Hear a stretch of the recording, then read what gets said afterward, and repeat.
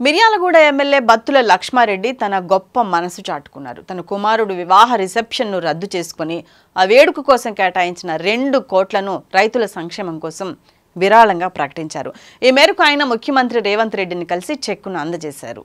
ఇక వివరాల్లోకి వెళ్తే ఎమ్మెల్యే లక్ష్మారెడ్డి తన కుమారుడు సాయి ప్రసన్న వివాహం సందర్భంగా మిర్యాలగూడలో భారీ ఎత్తున రిసెప్షన్ ఏర్పాటు చేయాలని మొదట భావించారు. అయితే తన నియోజకవర్గంలోని రైతులు పడుతున్న ఇబ్బందులను చూసి ఆయన చెలించిపోయారు. దీంతో వేడుకల ఆడంబరాలకు పోకుండా ఆ డబ్బును అన్నదాతలకు ఉపయోగించాలని నిర్ణయించుకున్నారు. ఈ నిర్ణయం మేరకు తన కుమారుడు సాయి ప్రసన్న ఇతర కుటుంబ సభ్యులతో కలిసి ఆయన సీఎం రేవంత్ రెడ్డిని కలిశారు.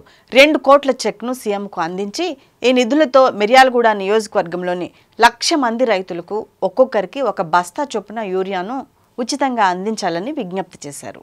ఎమ్మెల్యే తీసుకున్న ఈ నిర్ణయాన్ని సీఎం రేవంత్ రెడ్డి ప్రత్యేకంగా అభినందించారు. రైతులకు సాయం చేసేందుకు ముందుకు వచ్చిన బత్తుల లక్ష్మారెడ్డిని ఆయన కుటుంబ సభ్యులను ప్రశంసించారు. ఈ ఆదర్శవంతమైన చొరవ ఎందరికో స్ఫూర్తినిస్తుందని అన్నారు.